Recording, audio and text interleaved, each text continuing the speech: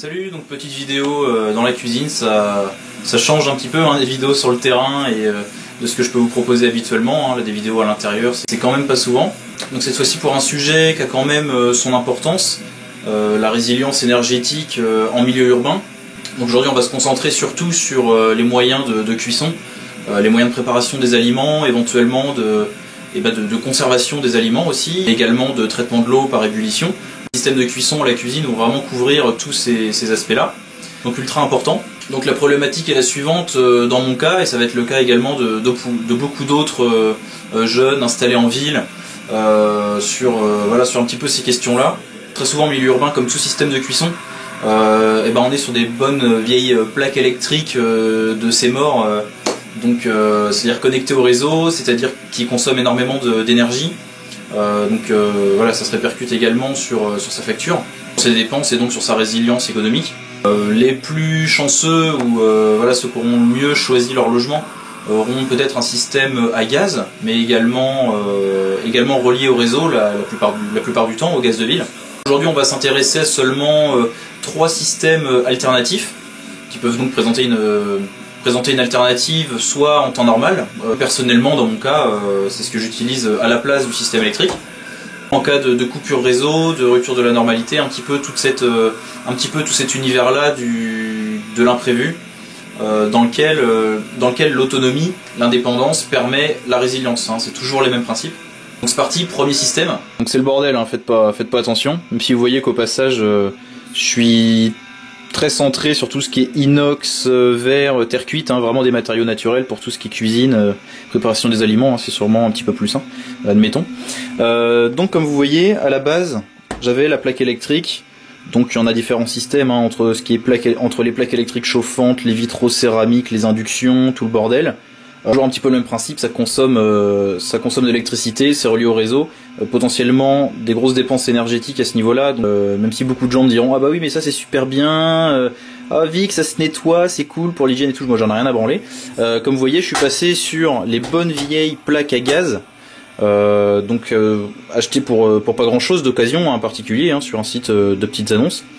Et donc comme vous voyez, système 2 feux à l'ancienne. Alors là je suis un petit peu sur la même installation que dans un camping-car, c'est-à-dire que dans un camion aménagé, c'est-à-dire la petite plaque, le flexible et la bouteille là dans le fond. Donc système beaucoup plus résilient, beaucoup plus confortable en fait pour moi à cuisiner, c'est marrant, encore un sujet où on se retrouve avec Argos dans une vidéo récemment, il disait que lui aussi préférait le système au gaz pour cuisiner, et effectivement c'est beaucoup mieux comment vous voulez cuisiner, faire de la bonne cuisine avec des trucs comme ça. Le gaz est beaucoup plus intéressant pour ça, parce que donc on a une flamme réelle comme sur le feu, on a beaucoup plus de flexibilité pour la cuisine, c'est beaucoup plus intéressant. Donc premier système ça va être ça, une plaque indépendante. Donc là parce que dans mon cas j'ai fait le système le moins cher possible, donc c'est une plaque mobile simplement posée à l'arrache, mais on peut très bien imaginer, si vous avez plus de possibilités, d'avoir une vraie plaque au gaz bouteille ou une gazinière à bouteille et pas une gazinière branchée sur le gaz de ville. Ça va, c'est le même principe. En tout cas voilà, système beaucoup plus indépendant, beaucoup plus résilient, beaucoup plus intéressant pour nous. Ça c'est notre premier système. Je suis sur une petite bouteille depuis ça fait quoi? Ça fait 2 mois que je suis sur la bouteille et elle n'est pas encore terminée. Mais ça va sûrement être amené à évoluer. Je vais passer sur une bouteille sûrement plus grosse. Et pareil, dans mon cas là, c'est des systèmes temporaires, on va dire. Je vais pas rester toute ma vie, je pense, sur une petite plaque comme ça, une petite bouteille de camping. Ça sera plus. Voilà, s'il y a vraiment quelque chose que je peux vous conseiller, c'est la grosse gazinière 4 feux avec le four à gaz. Voire bien sûr si vous êtes à la campagne, la grosse cuisinière à bois et gaz, mais bon là c'est pas le sujet du jour, là on est en urbain. Donc premier système. Deuxième solution, système beaucoup plus mobile, système beaucoup plus camping, ça va être soit la plaque à bouteille à valve, soit le réchaud à bouteille perçable.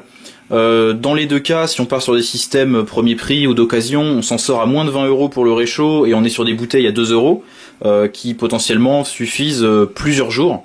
Donc là, on est beaucoup plus sur des stratégies, on va dire, de secours en remplacement de la plaque normale, qu'elle soit électrique ou au gaz de ville, en cas de coupure. Ça va être le système au choix, ça va être le système vraiment de dépannage qui prend pas de place, qui coûte pas grand chose et qui va vraiment venir faire le relais après la plaque sur réseau.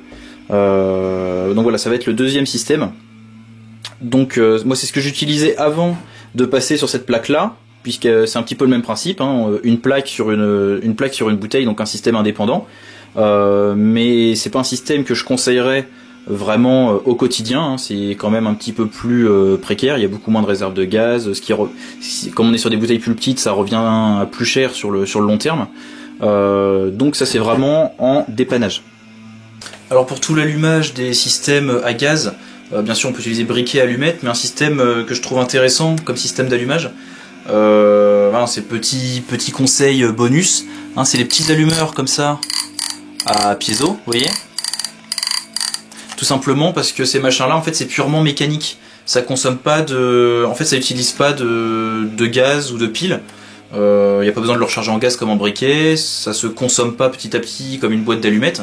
Donc pour le coup, là on a un système beaucoup plus durable pour allumer nos plaques et nos réchauds à gaz, plus durable que les briquets et les allumettes. Voilà, petite idée comme ça en passant. Et enfin, troisième outil, ça va être le Rocket Stove en brique. Alors il y a un petit moment, je vous avais déjà fait une vidéo sur la fabrication et l'utilisation du Rocket Stove. Je vous mets le lien là en haut à droite de l'écran. Donc le Rocket Stove en brique, qu'est-ce que c'est? C'est un poêle à bois, mais on peut utiliser même d'autres matériaux. Et il a plusieurs avantages, notamment qu'il a un très très bon tirage et donc un très bon rendement, ce qui permet donc de cuisiner très facilement dessus. Et comme le poêle a un très bon tirage, on a très peu de fumée en fait en milieu urbain, donc c'est intéressant pour ça, et également pour l'économie de combustible.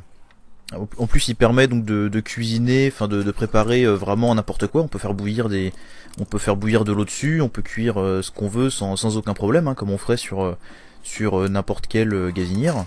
Mais ça gratuitement, avec des combustibles gratuits de récupération.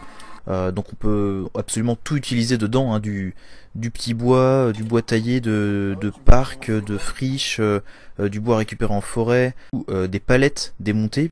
Donc moi j'utilise beaucoup les cagettes parce que c'est un combustible, donc on retrouve un petit peu partout en zone urbaine, qui est gratuit et qui est parfait pour ça, parce que le bois est très sec, très fin, et il y a plusieurs tailles de morceaux sur une seule cagette, du petit bois très fin de fond au coin en bois un petit peu plus épais. On peut même utiliser du papier, du carton, des meubles en bois qu'on éclate, qu'on taille, enfin on peut vraiment tout cramer dedans sans aucun problème. Voilà, il y a un très bon tirage et tant que ça passe par la trappe, on peut le brûler pour l'utiliser. Donc là c'est le système tout simplement construit en briques, hein, c'est même pas de la brique réfractaire, vous pouvez récupérer des briques normales, enfin il n'y a aucun souci. Après il y a d'autres montages possibles en métal, en parpaing, voilà, tout est possible tant qu'on respecte les principes de base du Rocket Stove, c'est-à-dire un foyer en L, dans le but d'avoir un très bon tirage. Et voilà, un système excellent qui permet de cuisiner gratuitement. Donc voilà pour un petit peu ces trois idées-là, pas forcément applicables à tout le monde ou intéressantes pour tout le monde, mais en tout cas il y a de quoi faire pour garantir plus de résilience urbaine, surtout le côté cuisson. Donc voilà, bah écoutez, j'espère que ça vous aura intéressé. Si vous avez des questions, bah comme d'hab, n'hésitez pas.